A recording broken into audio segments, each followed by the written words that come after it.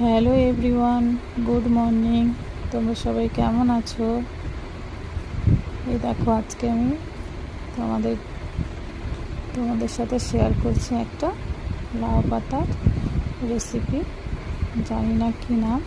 প্রথমে আমি লাউ পাতাটা নিয়ে নিয়েছি, কেটে ভালো করে ধুয়ে 3টে আলু সিদ্ধ করে নিয়েছিলাম। তারপরে আমি পেঁয়াজ লঙ্কা গুলোকে ভেজে এই আলুর মধ্যে দিয়ে দেব।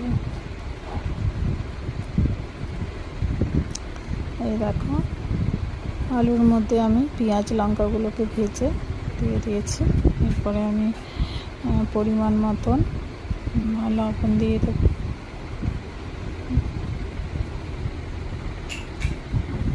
আর একটুখানি গোলমরিচ গুঁড়ো দিয়ে দিলাম, আর একটু গরম গোলমরিচ গুঁড়ো দিয়ে দিয়েছি। আর এর মধ্যে একটু জিরে গুঁড়ো আর ধনে গুঁড়ো দেব। এই দেখো, আলুগুলো অনেক গরম ছিল বলে তাই আমি এই ছান্তাটা দিয়ে আলুটাকে একটু ভেঙে ভেঙে রেখে দিলাম। একটু পরে আমি এটা হাত দিয়ে মেখে নেব। আর আমি নিয়ে নিচ্ছি কিছুটা পরিমাণ মতন বেসন, আর বেসনের মধ্যে দিয়ে দিচ্ছি পরিমাণ মতন লবণ, হলুদ, আর দিলাম কতগুলো কালো জিরে আর গোলমরিচ গুঁড়ো, আর অল্প জিরের গুঁড়ো আর ধনের গুঁড়ো।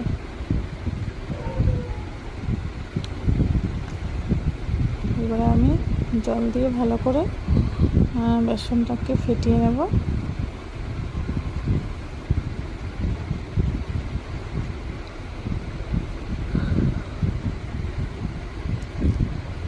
একটু সুন্দর করে ফেটিয়ে নিতে হবে বেসনটাকে, যেন দলা দলা না হয়ে থাকে। এবারে আমি ওই আলুগুলো দেখো ঠান্ডা হয়ে গেছে, এটা ভালো করে হাতে করে আমি আলুর পুরটাকে বানিয়ে নিলাম। এবারে আমি লাউ পাতাগুলো নিয়েছি, লাউ পাতাগুলোর ভিতরে এই আলুর পুরটাকে দিয়ে সুন্দর করে আমি মুড়িয়ে নেব পাতাগুলোকে। এই দেখো, এইভাবে সমস্ত পাতাগুলোকে আমি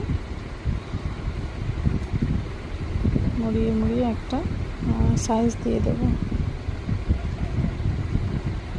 এই দেখো,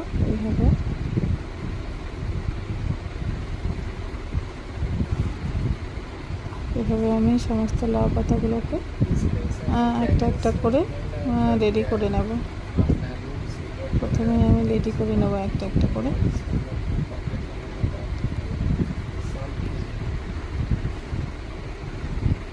আরও এই লাউয়ের এই রেসিপিটা আরও অন্যভাবেও তৈরি করা যায়।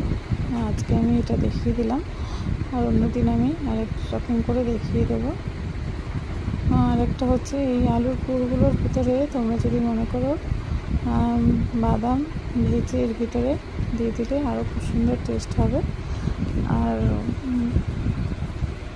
কিছুটা পরিমাণ নারকেলও টুকরো টুকরো করে কেটে পাতলা পাতলা করে দেওয়া যেতে পারে, সেটাতেও খুব ভালো টেস্ট হবে। এই দেখো, এবারে আমি লাউ পাতাগুলোকে বেসনে চুবিয়ে নিলাম। বেসনে চুবিয়ে এটাকে আমি ফ্রাই করে তুলে নেব।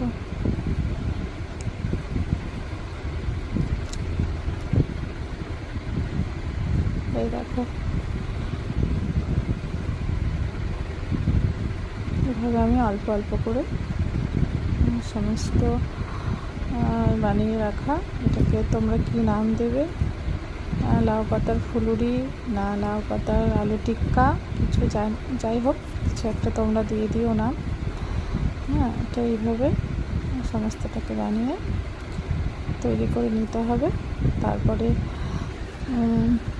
সস দিয়ে, টমেটো সস, চিলি সস, এগুলো মিক্সড করে খেতে খুব সুন্দর লাগবে।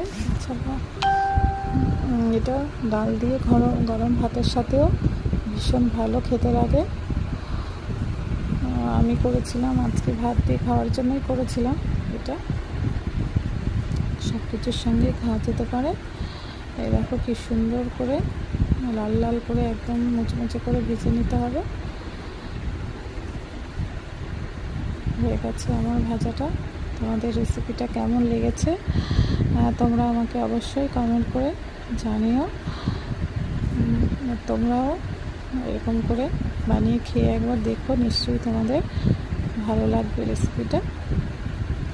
এই দেখো, আর যেটা কিছুটা লাউ পাতা এমনি রাখা ছিল, আলুর পুরটা আমার শেষ হয়ে গেছিলো, সেই জন্য আমি ওই লাউ পাতাগুলোকে ছোটো ছোটো করে কেটে ওর ভিতরে একটু পেঁয়াজ লঙ্কা এরকম করে কেটে আমি ওটাকে আবার বড়ার মতন এই দেখো তৈরি করেছি।